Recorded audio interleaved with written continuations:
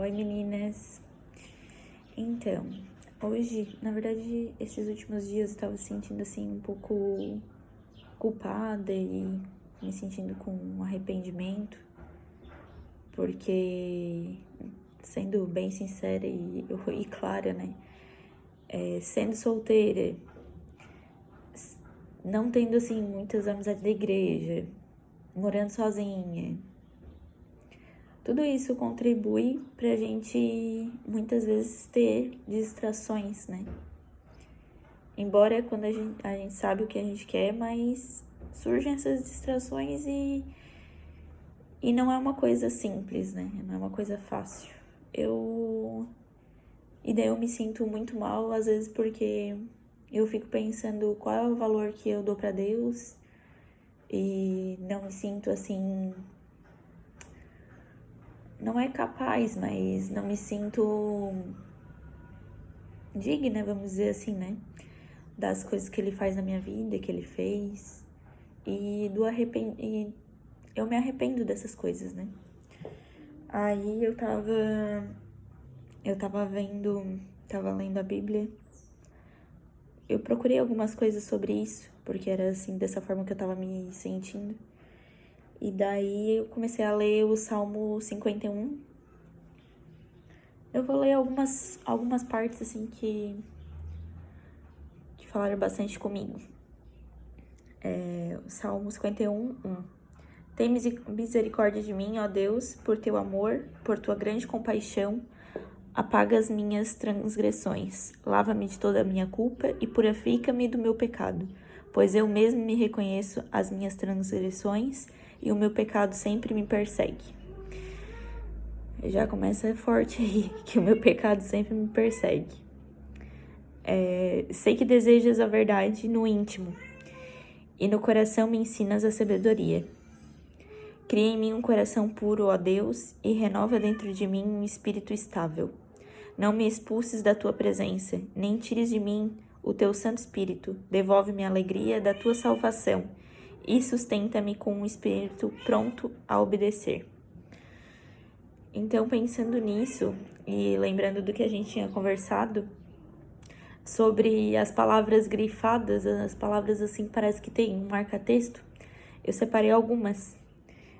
Tudo do Salmo 51, aí no caso, no 1, duas que me chamaram bastante atenção é misericórdia e compaixão. No 2, lava-me de toda a minha culpa. Vocês não ligam que a Pandora tá no cio, tá? Então ela vai ficar caminhando. Lava-me de toda a minha culpa. No 3, o meu pecado sempre me persegue. No 6, a palavra que me chamou a atenção foi íntimo. No 10, espírito estável.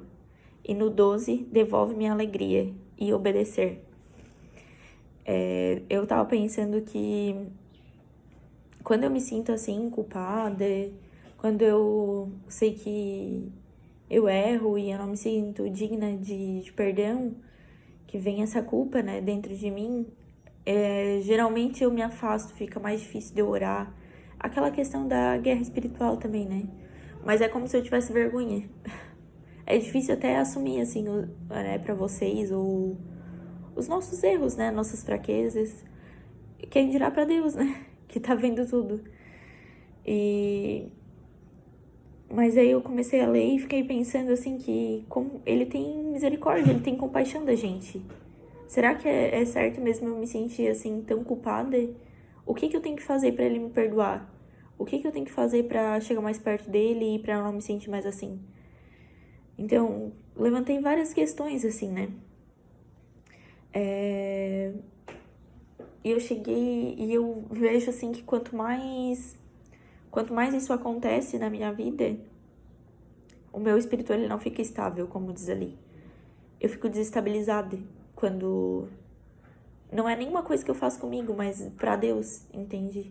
É como se eu tivesse vergonha disso, das coisas que eu faço, embora não acredito que seja assim uma coisa muito, né, tipo, matei alguém, sei lá, mas enfim, mesmo assim, por estar longe dele e por não procurar tanto ele, muitas vezes, às vezes, saber que magoou alguém, ou às vezes a relação da gente com alguém da família, que a gente se sente um pouco de culpa. Então, o meu espírito ele não fica estável e isso afeta todas as áreas da minha vida. Afeta, eu não consigo me concentrar, eu não tenho ânimo, eu não consigo focar no meu serviço. Então, tudo isso vai desestabilizando. E com isso desestabilizado, tira a minha alegria, desanima a gente, tira aquele prazer, né, da vida. Então, eu fiquei pensando o que eu poderia fazer para Deus me perdoar e para trazer a alegria de volta, para não deixar isso acontecer.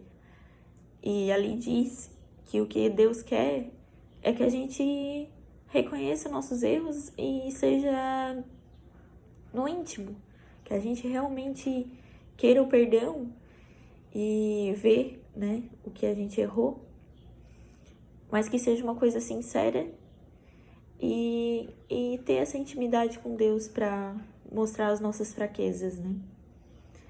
Então seria mais ou menos isso. Pensando nessa palavra, assim, o que fica de tarefa de casa para mim, pelo menos, é obedecer, né? Ele, que quando a gente obedece ele, a gente não vai sentir essa culpa, porque sabe que fez o que era da vontade dele. E é muito difícil, porque a gente é de carne, né? E falar assim pra ele no íntimo o que a gente realmente se arrepende, ter Deus como nosso amigo mesmo, né? Então, assim, eu gaguejei um pouquinho, enrolei um pouquinho, mas não li dessa vez. Então, seria mais ou menos isso, tá, gente? Beijo, espero que sirva pra vocês também alguma coisa, como serviu pra mim. E depois disso, depois de ter lido essa parte, algumas outras partes também da Bíblia e ter refletido, eu me senti com o coração mais tranquilo. Voltei de uma certa forma ter um pouco mais de intimidade com Deus, de conseguir orar, de tirar um tempo para Ele. Então, espero que também traga coisas positivas para vocês. Beijo.